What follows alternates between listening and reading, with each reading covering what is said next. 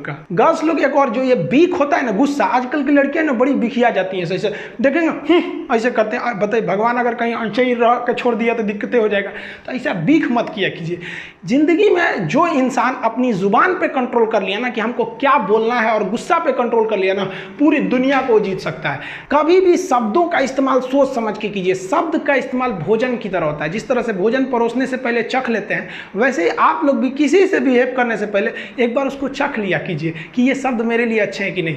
एक बार क्या था कि हम क्लास में पढ़ाते हैं, लड़कियां लेट हो जाती, जो लड़कियां देख रही हैं उनको पता होगा, अगर लड़की गलती से भी क्लास में लेट आई ना तो उसको बहुत बोलते थे हम।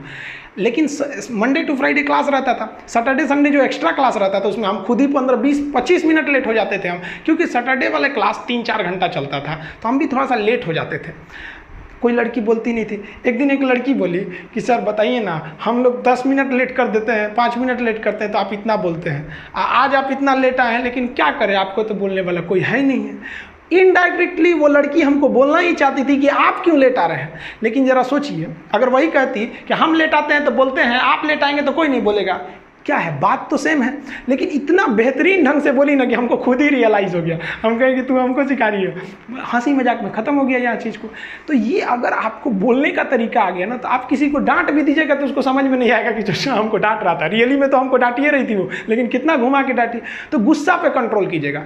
आप दुनिया में कभी किसी को खुश नहीं रख सकते हैं, और आप कितने बुलंदी पे चले जाएंगे ना, लोग आपको गाली देने वाले मिलेंगे ही। आप राष्ट्रपति से लेकर देखिए, आप नरेंद्र मोदी से तो बड़े नहीं ना हैं, प्रधानमंत्री, उनको भी आपको देखिएगा गाली देने वाले मिलेंगे सब। आपको हम अपना एग्जांपल देते हैं, हम इतना मेहनत से चाइना बॉर्डर पे क्या हो रहा है, कहाँ क्या हो रहा है, इतना बेहतरीन ढंग से आपको बता देते हैं कोई भी चीज़ को। अभी क्या किया, एक लड़का कमेंट किए, देखिए इनका कमेंट देखिए, हम जानबूझ के आपके सामने लाए, लिखे कि साले पैसे की फंडिंग करके तू पाकिस्तान को ट्रांसफ़र करेगा। आप जरा देखिए, ये भाई साहब को मेरे लिए कुछ नहीं पता है। पटना में आज भी अगर किसी को ब्लड घट जाता है तो मेरे पास आता है, अनाथ बच्चों को हमारे पास भेज दिया जाता है। ये सब ये हमारे बारे में कुछ नहीं जानते हैं, ये अपनी मेंटेलिटी दर्शा रहे हैं यहाँ पर। अब एक नॉर्मल आदमी क्या रहेगा, या तो इसको भी गाली देगा या तो इसको ब्लॉक कर देगा।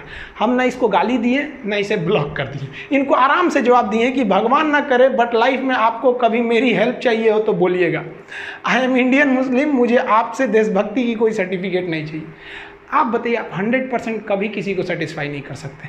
कुछ लोग ऐसे होते हैं जो केवल इसीलिए पैदा हुए हैं कि दूसरे चीज़ में कमियां निकालें। आप ताजमहल घूमने जाइएगा, वहाँ भी ताजमहल की लोग कमियां निकालेंगे, और वो लोग कमी निकालेंगे जिनका खुद का घर कुछ काम का नहीं है, वो लोग उसमें कमी निकाल देते हैं। और इस तरह के घटिया लोग 1 से 2% हैं, बाकी 98% लोग अच्छे हैं। लेकिन समस्या क्या है कि वो 98% लोग शांति से रहते हैं, और यही जो खचरई करते हैं, ये दिख जाते हैं तो हमें लगता है पूरी समाज खराब है। नहीं बाबू, ऐसे लोग केवल 2% है, और इन्हें कोई नहीं ठीक कर सकता है। ये लोग कभी नहीं सुधरेंगे।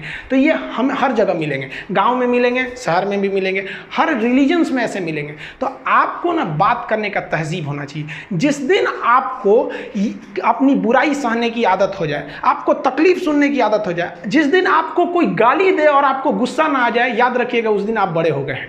उस दिन समझ जाइएगा कि हाँ हम बड़े हो गए, अब नहीं। वरना ऐसा नहीं कि दाढ़ी मूंछ आ गए आप बड़े हो गए तो इससे बड़ा कहा जाता है। इंसान मेंटली बड़ा होता है। आपको पता है, ये भाई साहब मेरा फिर से रिप्लाई किए थे कि सॉरी सर हम आपके बारे में बोल दिए, लेकिन अगर हम इसे गाली देते तो ये फिर पलट के गाली देता, क्योंकि शुरुआत में ही गाली दिया हुआ था। तो सत्य और अहिंसा का मार्ग आज भी जिंदा है, केवल अपने जुबान पे आप कंट्रोल रखें।